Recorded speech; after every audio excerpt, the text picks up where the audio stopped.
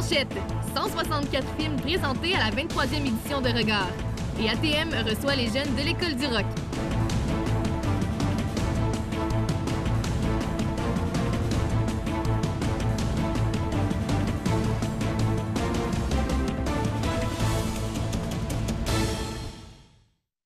Mesdames et messieurs, bienvenue à ce webjournal du 21 février 2019. Pour sa 23e édition, la programmation du Festival Regard prévoit 164 courts-métrages provenant de 35 pays dans le monde. Variété, qualité et découverte seront au rendez-vous. Un reportage de Gabriel Poulain. La 23e édition du Festival international du court-métrage au Saguenay s'annonce prometteuse avec ses projets venant de partout dans le monde. Un de nos objectifs cette année est d'offrir la meilleure expérience possible aux festivaliers. Plusieurs nouveautés sont prévues pour le festival, dont un cinéma à l'aveugle, le défi ultime du film Impro et le tempo propulsé par Ubisoft. À l'intérieur du tempo se déroulera l'expérience La réalité virtuelle qui présentera des œuvres en 3 dimensions, dont le projet I Saw the Future par François Vautier.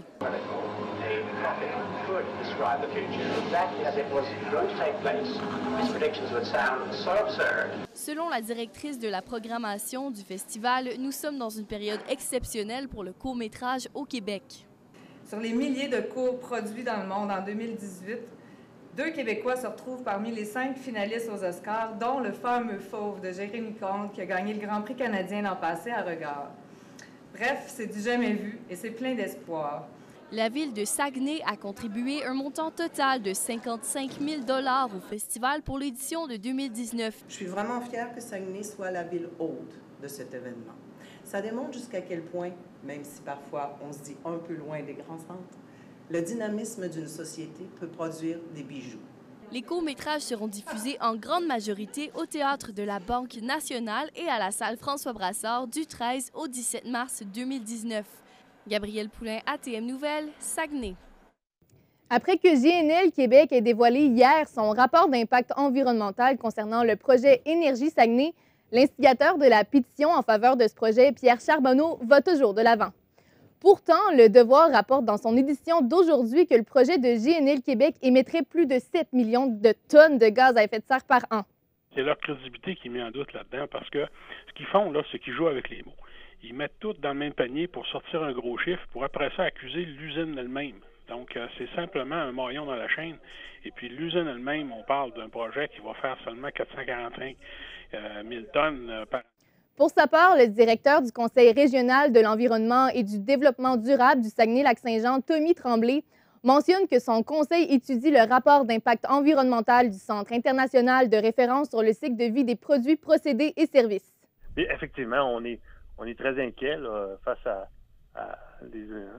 à l'augmentation des gaz à effet de serre là, qui pourrait être générée pas seulement par l'usine, mais également de l'extraction et également de l'utilisation de ce gaz naturel. Un accident sur la rue Coulombe à Chipcha entre 2 voitures a lieu à 9h30 ce matin. L'un des 2 conducteurs aurait perdu le contrôle de son véhicule et aurait percuté l'autre auto en sens inverse. Une dame a été gravement blessée alors que l'autre conducteur s'en est sorti avec des blessures mineures.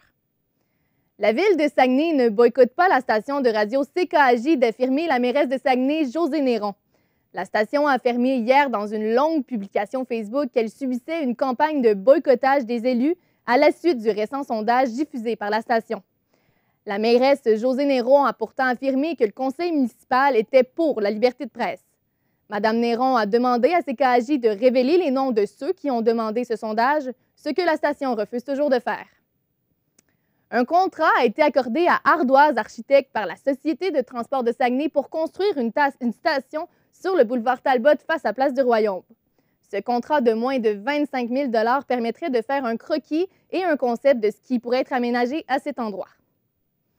Le ministère des Forêts, de la Faune et des Parcs a présenté et a fait l'annonce la semaine dernière d'un plan spécial de coupe forestière au sud du lac Kenogami en raison de la dégradation des conifères par la tordeuse d'épinette. Une partie des coupes touche un secteur revendiqué comme une aire protégée par l'Association de la protection du lac Kenogami, depuis 2014. Étant donné que la forêt n'a pas franchi toutes les étapes pour avoir le statut de protection, des activités forestières peuvent s'y tenir malgré le mécontentement de certains citoyens. Voici un reportage de Michel Nadeau et d'Éliane Pilote. La tordeuse des bourgeons de l'épinette est bien connue pour ses impacts dévastateurs sur les conifères. La petite chenille mange les bourgeons des sapins baumiers et des épinettes et peut mener à la mort de ces arbres. La responsable des communications du ministère des Forêts, de la Faune et des Parcs, Catherine Thibault, explique pour quelles raisons devoir mettre en place un plan spécial. On change nos planifications régulières parce qu'il y a une urgence d'aller récupérer le bois qui est affecté par l'insecte avant qu'il soit complètement dégradé. Le président de l'Association de la protection du lac Kenogami, Claude Collard, déplore l'exploitation de cette forêt. Selon lui, la décomposition du bois mort n'est pas nécessairement une perte, mais aussi de l'engrais pour le reste de la végétation. Si on ne laisse pas de matière organique pour que la forêt se régénère, en allant chercher la pelle à matin, l'image de la pelle à matin qui va chercher la biomasse, c'est tous les résidus, c'est tout ce que le sol a besoin pour faire des arbres. Si on enlève tout ça, il va rester quoi? Seulement 6 % de l'aire protégée projetée serait touchée par le plan spécial. Cependant, Claude Collard craint que ce ne soit qu'une porte d'entrée dans ce secteur qu'il dit être convoité depuis plus de 25 ans par le ministère. Que les gens du ministère ils disent « Monsieur Collard, votre analogie du doigt qui rentre dans l'engrenage, il nous fatigue. » Ben là, à un moment donné, je dis « Regardez-moi dans les yeux, là, comme il faut, là. Puis dites-moi que vous n'irez pas chercher le reste. » Catherine Thibault défend le plan spécial qu'elle qualifie de ponctuel. C'est vraiment un plan spécial pour les prochaines années. Et si on peut les rassurer dans ce cas-ci, ce n'est vraiment pas donc un prétexte pour que ça devienne un bar ouvert. L'Association de la protection du lac Kenogami a mis en ligne une pétition pour empêcher toute activité forestière sur l'aire protégée projetée, sur lesquelles poussent des bouleaux jaunes de plus de 400 ans. Selon le groupe, cette forêt composée à 50 % de feuillus pourrait devenir un lieu touristique unique et proche de la ville. Claude Collard ajoute que la première obligation du ministère des Forêts, de la Faune et des Parcs n'est souvent pas respectée dans leur façon de gérer la forêt. De participer activement à la réalisation des aires protégées. Hey, j'ai dit, ça me fait mal ce que vous dites là. Juste à l'entendre, ça fait mal, mais lire, là, vous ne pouvez pas vous imaginer comment ça vous fait mal, tellement vous n'agissez pas comme c'est écrit que vous devez le faire. Les épidémies de tordeuses d'épinettes sont un cauchemar pour l'industrie du bois. À l'UQAC, une chaire de recherche étudie les cycles de l'insecte qui revient à chaque 30 ans. Le professeur et chercheur Hubert Morin explique que la tordeuse fait tout de même partie de l'écosystème. Sur le plan écologique, c'est pas quelque chose qui est anormal. C'est quelque chose qui est normal. Puis aussi, généralement, dans une forêt mélangée où il y a beaucoup de feuillus, l'impact est moins fort sur les résidus. Hubert Morin souligne que la récolte d'arbres matures ou le passage des tordeuses permettent la régénération de la forêt. Des consultations publiques sont présentement en cours jusqu'au 7 mars. Les citoyens qui ont des questions ou des recommandations peuvent prendre rendez-vous en ligne sur le site du ministère. Michel Nadeau, ATM Nouvelles, Saguenay. Lorsqu'il y a un manque d'intérêt pour les églises en région, la solution est-elle de les démolir? Et si la population se manifestait pour conserver ses trésors patrimoniaux, le gouvernement agirait-il? La question se pose alors que 2 églises sont menacées de destruction au Saguenay. Ma collègue Anne-Laurie Asselin s'est entretenue avec l'architecte Daniel Paiement pour discuter de la place des églises en région. Bonjour, M. Paiement. Bonjour. Donc, mardi passé, sur la table ronde sur les rénovations patrimoniales, vous avez parlé que vous étiez en croisade par rapport aux églises modernes. En fait, qu'est-ce que vous voulez dire par là? Je veux dire qu'aujourd'hui, ces églises modernes-là du Saguenay font partie de notre environnement. Puis je trouve qu'on n'est pas tellement conscient, même fier de ces églises-là, qui pourtant ont une réputation, et je pèse mes mots, une réputation mondiale, qu'on appelle l'architecture blanche du Saguenay. OK. Justement, c'est quoi ce courant-là de l'architecture blanche? C'est qu'il y a eu un renouveau ménique de la religion et de l'architecture qui a amené un changement par rapport aux églises qu'on connaît avant 1940. Et les architectes de la région se sont impliqués beaucoup et ils ont créé de nouvelles églises modernes, mais avec un style résolument moderne d'après leurs convictions, leurs études. Ces églises-là ont marqué l'architecture de l'ensemble de la province, puis ils ont même transcendé les frontières. puis on a retrouvé, j'expliquais lors de la conférence, je travaillais au Laos, puis on a retrouvé de ces églises-là, Saint-Marc, Bagotville, dans la littérature au Laos, à Vientiane. Quand même. C'est assez spécial. Et pouvez-vous me parler des églises que vous avez vous-même converties en autre chose qu'un lieu de culte? Ben, j'en ai 2 à date là, qui ont abouti parce qu'on a fait plusieurs essais. Il y en a une, c'est l'église Saint-Luc à Chicoutimi-Nord qui est devenue un studio de danse. C'est important de comprendre que la volumétrie, le volume de l'église est très important pour changer de fonction. Puis il y en a une autre, mon mandat, c'était des logements. Puis les églises, là, on peut faire des logements dedans, mais ça ne se prête pas à ça. On n'optimise pas le volume, la lumière, puis tout ça. Fait que ce qu'on a fait, on a créé les logements à côté de l'église, puis on s'est servi de la nef, de la grande salle de l'église, pour faire les espaces communautaires, parce que c'est des logements sociaux. Donc, la salle à manger, les salons, les lieux de réunion sont dans l'église et les résidences sont à part. Les lieux communs, en fait. Exact. Et pourquoi est-ce qu'on devrait préserver les églises modernes en région? Bien, je veux dire quelque chose de vulgaire, dans le fond, c'est que si on les démolit aujourd'hui, on ne les aura pas demain. Et là, aujourd'hui, on a un intérêt particulier pour des vieux bâtiments, avec raison, mais notre région est jeune. Mais ces bâtiments-là, il faut comprendre qu'il faut les préserver parce que ça fait partie de notre avenir. Déjà, la Ville a cité les églises modernes. Une citation, c'est un genre de réglementation, mais discrétionnaire, qui doit être entériné par un comité qui s'appelle le Comité consultatif d'urbanisme. Et lui-même, ses décisions vont revenir au conseil municipal. Donc, c'est des décisions politiques. Et souvent, des promoteurs vont réussir à vouloir, à faire démolir l'Église, puis on a un terme qui dit, quand on veut tuer notre chien, on dit qu'il a la rage.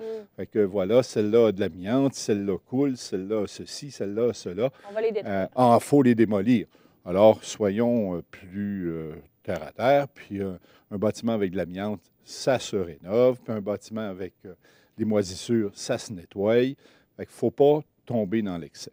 Parlez-moi un peu des démarches que vous avez entreprises pour protéger l'église Fatima qui a été détruite. Bien, l'église Fatima, à travers l'Ordre des architectes, on a monté un dossier que l'Ordre a soutenu, mais l'Ordre des architectes est un organisme pour protéger le public et non pas les bâtiments. Mais on a quand même présenté le dossier. Cependant, le promoteur, dans ce cas-ci, a allégué qu'il ne pouvait plus utiliser le bâtiment pour faire des logements. Franchement, à première vue, c'est impossible. Vous n'étiez pas d'accord avec ça? Ça ne tenait pas la route. Puis deuxièmement, il y avait de l'amiante dedans. Je ne veux pas prêter de mauvaises intentions au promoteur, mais ça ressemble à quelqu'un qui voulait avoir le terrain pour faire de la promotion. Puis il faut comprendre que ces terrains d'église-là sont très avantageusement situés dans l'ensemble, parce qu'ils ont été construits au moment où notre ville est en pleine expansion. Donc, ils se retrouvent aujourd'hui en plein cœur d'un noyau urbain que tout le monde aimerait habiter. Est-ce que vous pensez qu'on aurait pu faire quelque chose d'autre avec ces églises-là, justement? Cette église-là, en fait, justement? Bien, faire quelque chose d'autre, là, ça commence à être difficile. Parce que c'est sûr que dans une première main, on dit qu'est-ce qu'on peut faire dans une église. On va retrouver l'école de danse, on va retrouver les bibliothèques. C'est le cheminement qu'on est en train de faire à la baie. Dans le corps de la province, j'ai vu en Angleterre une sous-station électrique. Ça fait peur un peu, mais on a l'aspect extérieur de l'Église. Mais je pense que le premier pas qu'on devrait franchir, c'est d'être fier de ces églises-là, de ces constructions-là. On a des milliers de personnes qui viennent en bateau dans notre région et on leur montre la cathédrale, peut-être, à Chicoutimi, mais si vous saviez comment ces gens-là pourraient être intéressés de voir ce genre de construction, ça serait très, très, très avantageux pour notre ville au point de vue touristique. Est-ce que vous pensez que les églises patrimoniales sont plus importantes ou devraient être plus protégées que les autres églises, selon vous? Bon, ça, là, c'est un courant. Il y a eu des discussions pendant des années et des années là-dessus. Quelle église doit-on préserver versus une autre? Le gros problème réside de que ça coûte cher. Et les fabriques qui gèrent, qui sont propriétaires de ces églises-là, ils n'ont pas de sous. ils ont vécu des dons de leurs paroissiens. Mais là, aujourd'hui, il y en a de moins en moins, puis ils ne sont pas capables de les entretenir. Si on était capable de faire passer l'Église du niveau religieux à un niveau, dire c'est un attrait touristique, bien là, peut-être qu'on mettrait des sous là-dedans au niveau collectif. Bien, merci beaucoup, M. Daniel Paiement. Ça fait plaisir. Donc, je m'entretenais avec l'architecte Daniel Paiement. Les cégeps de Jonquière, Chicoutimi et Alma ont en ce moment des comités qui travaillent sur le dossier du retrait des bouteilles d'eau en plastique. Le cégep de Saint-Félicien n'en vend plus depuis 2009. Le Majucac, lui, a annoncé hier que c'était terminé. Alors, Jasmin Blanchette, où en sont rendues les démarches dans chacun de ces établissements régionaux? Effectivement, Marie-Lou, des bouteilles d'eau comme ça, eh bien, au Saguenay-Lac-Saint-Jean, on n'en veut plus. Pour le moment, dans les écoles. À Alma, il va y avoir une réunion ce soir avec l'association des étudiants, oui, afin de voir si c'est un plan qu'on veut avancer. On devrait avoir un vote et on devrait avoir des nouvelles sous peu, à savoir si les bouteilles d'eau continueront d'être vendues en plastique. Pour ce qui est du cégep de Jonquière, c'est un plan qui est pour le moment à l'horaire, mais on n'a toujours pas d'ultimatum et on ne sait toujours pas si ça va arriver cette année ou encore l'année prochaine. C'est un plan qu'on garde en tête, mais qui pour le moment n'est pas prioritaire. Et pour ce qui est du cégep de Chicoutimi, eh bien, j'ai tenté d'entrer en contact avec l'association, oui, étudiante et tout ce qui est du comité environnemental du cégep de Chicoutimi. Je n'ai malheureusement pas eu de réponse. Et puis, pour quelles raisons cette initiative a-t-elle été amenée au départ? Bon, pour des raisons évidentes, hein, Marie-Lou, le plastique ne fait pas de bien à l'environnement, c'est maintenant connu. Ce qu'on veut, en fait, c'est limiter les déchets de plastique en gaspillant. On sait, une bouteille d'eau, souvent, on la boit, on la jette, c'est terminé. Eh bien, c'est beaucoup de gaspillage et c'est ce qu'on est tanné de voir du côté des cégeps et universités du Saguenay-Lac-Saint-Jean. En fait, selon Huffington Post, c'est 62 des habitants de la province de Québec qui ne veulent plus avoir de bouteilles d'eau de plastique dans la province au complet. Alors, le Saguenay tente de suivre un peu ce mouvement, si on veut. Et il ne faut pas oublier non plus que c'est 500 milliards, oui, de bouteilles de plastique jetées chaque année. Alors, si le Saguenay peut faire un petit geste pour ça, eh bien, c'est toujours un plus. Je vous laisse entendre d'ailleurs le directeur, l'adjoint, oui, à la direction des études au cégep de Saint-Félicien, France Voisine, à ce sujet. Suite à une initiative du comité en environnement de l'époque, on avait banni, en fait, contre les bouteilles d'eau. On avait remplacé ça, évidemment, par des abreuvoirs ou des systèmes facilitant l'utilisation des bouteilles recyclables, là, comme des bouteilles en algène qu'on peut acheter à la coopérative étudiante. Bon, et tout ça, est-ce un mouvement répandu dans les établissements d'éducation supérieure? En fait, là, ça commence à commencer, si on veut, dans la province. On sait à Montréal, déjà, la ville en tant que telle, il n'y aura plus de bouteilles de plastique. Mais il y a également certains établissements qui se sont avancés, comme par exemple l'Université du Québec à Trois-Rivières, qui depuis 2018 ne vend plus de bouteilles d'eau en plastique. Pour ce qui est des cégeps, eh bien, ceux qui ont plus retenu l'actualité, c'est le cégep de Sainte-Foy qui, d'ici la fin 2019, a annoncé qu'il n'y aurait plus de bouteilles de plastique vendues sur leur campus. Sinon, on peut aussi noter les écoles secondaires de Trois-Rivières et une école à la Prairie, l'école La Magdeleine, qui a décidé que c'était terminé les bouteilles d'eau de plastique. On veut passer à un autre appel. Et pour le moment, la solution qu'on a trouvée, eh bien, c'est de vendre des bouteilles d'eau réutilisables pour laisser de côté tout ce qui est relié au plastique. Et puis, qu'en est-il dans les villes en général? Eh bien, dans les villes en général, comme on le sait, là, il y a Montréal où c'est maintenant interdit une bouteille d'eau en plastique. On sait que c'est un mouvement qui se promène un peu dans la province, tranquillement, pas vite, un peu partout. On commence à se demander si ça va rejoindre chaque ville de la province. Et comme je l'ai mentionné tout à l'heure, 62 de la population québécoise veut arrêter les bouteilles d'eau de plastique. Alors, c'est quelque chose qui, prochainement, devrait rejoindre tout le monde. Jasmin Blanchette, merci beaucoup. Au revoir.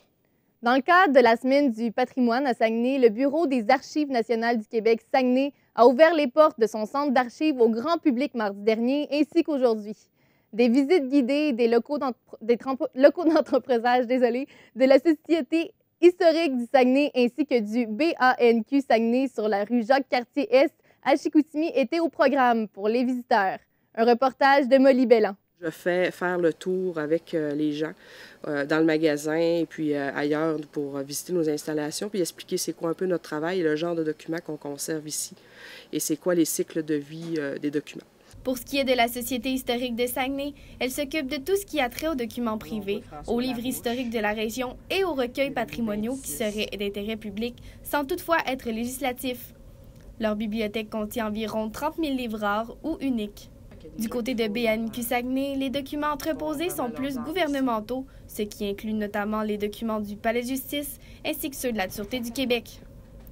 Ici en région, il y a la particularité d'avoir les fonds de la compagnie Price, aujourd'hui appelée Produits forestiers résolus, ainsi que ceux de la famille Dubuc, une famille importante pour le développement économique de la région.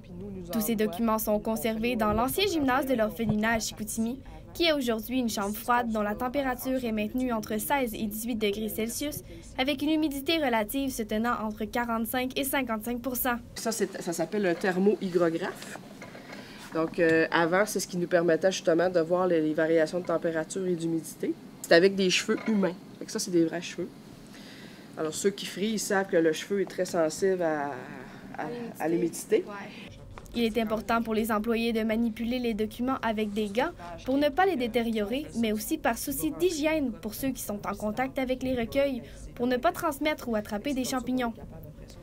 Le plus ancien document est un journal d'un commis de poste de traite de Chicoutimi datant de 1800. Il écrivait à chaque jour ce qui se passait de 1800 à 1805. Il s'appelait Neil McLaren. Je pense que c'est un Écossais d'origine qui avait été engagé par la compagnie de la baie du Hudson qui a été envoyé ici à Chicoutimi.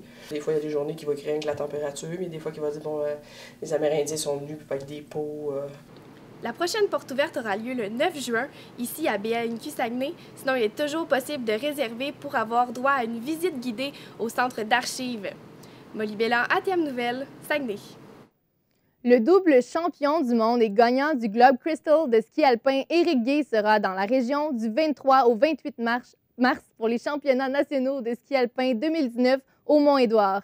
Il sera le co-animateur de l'événement et commentera les courses en direct durant les 6 jours de compétition.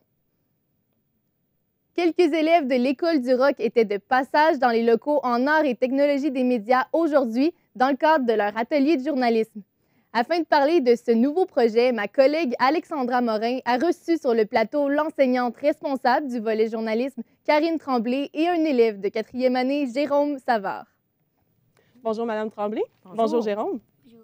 Madame Tremblay, dites-moi, qu'est-ce que l'École du rock? L'École du rock, c'est un petit projet qui est commencé vraiment petit à l'École Le Roseau sur l'heure du dîner, un projet de musique. Et puis, à un moment donné, la directrice nous a dit, un petit groupe de personnes à l'école, rêvez le projet, rendez-moi ça grandiose. Et puis, je pense que c'est ce qu'on a réussi à faire, rendre le projet grandiose. Alors, on a 9 ateliers différents et chaque élève, les 160 quelques élèves de l'École Le Roseau, a pu choisir un atelier dans lequel il était capable d'évoluer dans ça. C'est pas tout le monde qui est capable d'embarquer sur une scène et de chanter, danser. Donc, il y a l'envers du décor et la scène qui est permis à tout le monde. Donc, il y a l'École du rock, mais il y a aussi des ateliers de journalisme. Quel lien on pourrait faire entre les deux? Beaucoup de liens entre les deux. L'École du rock, on tourne tout autour d'un groupe de musique et on est comme une grosse équipe de production tout autour de ce groupe de musique-là. Donc, ça prend des journalistes, ça prend des gens en promotion publicité, ça prend des gens pour les décors, les costumes, le maquillage. Aide-moi, Jérôme, qu'est-ce que j'oublie comme atelier? Les petits font de la rythmique et de la psychomotricité. Maquillage? Oui, maquillage. Alors, tout ça là, fait qu'on est tout autour de ce groupe de musique-là et on a comme une grosse équipe de production qui fait qu'on amène le groupe à se produire sur une scène de spectacle. Puis vous êtes professeur pour l'atelier de journalisme. Oui. Qu'est-ce qu'on fait dans cet atelier-là? Là, on a fait le lancement médiatique. Alors, on a couvert le lancement médiatique. On a fait des entrevues avec des gens.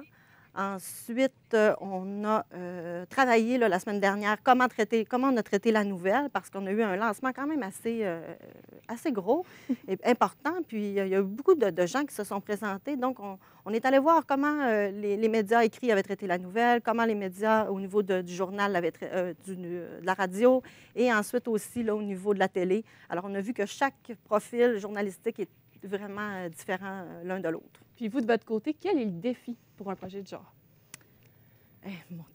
Une bonne question. C'est une très bonne question. Je pense que le défi, c'est que chaque enfant s'amuse puis se développe là, selon son plein potentiel puis selon ses goûts, ses intérêts. Je pense que ce serait comme ça pour tous mes autres collègues. Puis du côté des parents, comment ils trouvent ça jusqu'à date? Avez-vous eu des retours? Pas de retour en soi, mais je pense que les parents, en tout cas, lors du lancement médiatique, il y a eu les parents là, du conseil d'établissement qui étaient invités.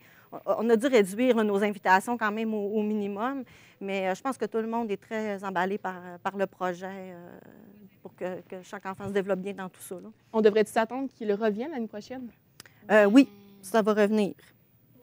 Ben, toi, non. Ah, ben, c'est sûr que quand il y a des élèves qui vont quitter pour d'autres écoles. Mais le projet, effectivement, là, on est là pour au moins 3 ans minimum, parce qu'on a quand même une collaboration avec la Caisse des Caisses populaires des Rives du Nord du Saguenay, qui nous a donné un certain montant. Donc, c'est un contrat de 3 ans, mais je pense que c'est trop bien parti pour que ça s'arrête. Parfait. Puis toi, Jérôme, c'est quoi ton rôle dans l'activité en tant que tel? Ben, on écrit, on fait des choses, genre aller parler à des personnes.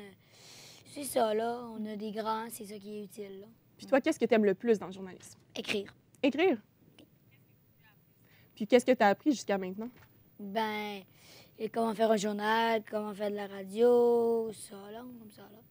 Puis tantôt, tu es allé visiter les locaux de journalistes, de radio, un peu de tout en ATM, en arts et technologies et médias. Qu'est-ce que tu as aimé le plus là-dedans? Ben, les salles télé, là. Le quoi? Les salles télé, genre effets spéciaux, la télé. Tout ce qui a été dans les studios plus là-bas. Parfait. Puis jusqu'au 15 mai, en fait, le moment du spectacle, qu'est-ce qui reste à préparer? Beaucoup de choses à préparer. En tout cas, pour notre part, nous, il faut produire notre premier journal. Par la suite, on va aussi faire un atelier photo avec un journaliste que j'ai contacté. J'aimerais faire un genre de World Press Photo, mais on va changer ça pour un Rock Press Photo. Ensuite, j'aimerais aussi là, voir un petit peu la télé, faire un genre de mini-bulletin de nouvelles qu'on pourrait peut-être terminer lors du spectacle. Ça va très vite. Au début, je pense que tout le monde avait un petit peu peur de la longueur du projet. Mais là, je me rends compte que ça va à la vitesse de l'éclair, vraiment. Est-ce qu'on va vendre le journal? Je crois pas qu'on le vende, notre journal. On va le donner. Bien, merci. On va être généreux. On va être généreux. Bien, merci d'être venu sur le studio aujourd'hui. Ça fait plaisir.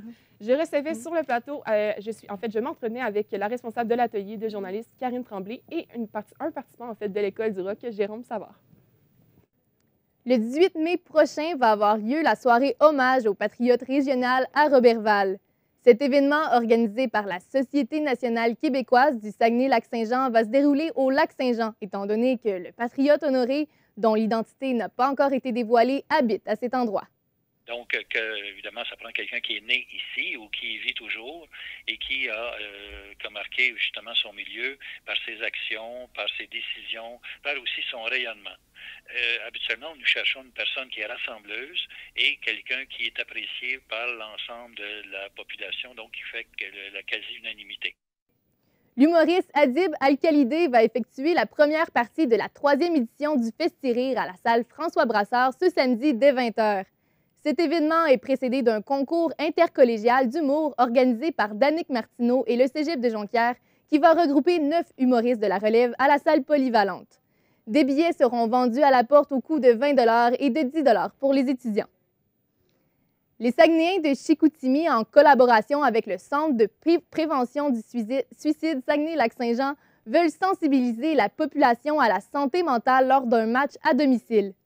Cette rencontre va avoir lieu ce soir alors que la troupe de Yannick Jean va recevoir le Dracor de Bécomo pour l'occasion. Ce mouvement se déroule à longueur d'année dans les différentes organisations de la Ligue de hockey junior majeur du Québec. On écoute le directeur des opérations des Saguenayens, Serge Proux. Les joueurs, c'est en même temps une opportunité pour eux de pouvoir, en donnant ce message-là, se regarder dans le miroir puis être capable, eux aussi, de ne pas s'isoler puis de ne pas rester avec des fois des situations qui ont peut-être tendance à être gênées. Du côté de la météo, Émilie Gagnon, encore de la neige pour demain. Oui, Marie-Lou, pour demain, il y aura possibilité d'averses de neige au courant de la journée, avec alternance de soleil et de nuages. Même chose pour le lac Saint-Jean, ce sera encore doux, avec possibilité d'averses de neige, avec un maximum de moins 13 en soirée. Donc, on vous rappelle d'être prudent sur les routes. Voilà, Marie-Lou. Au revoir. Mesdames et messieurs, c'est ce qui termine notre web journal aujourd'hui. Merci d'avoir été des nôtres. Au revoir.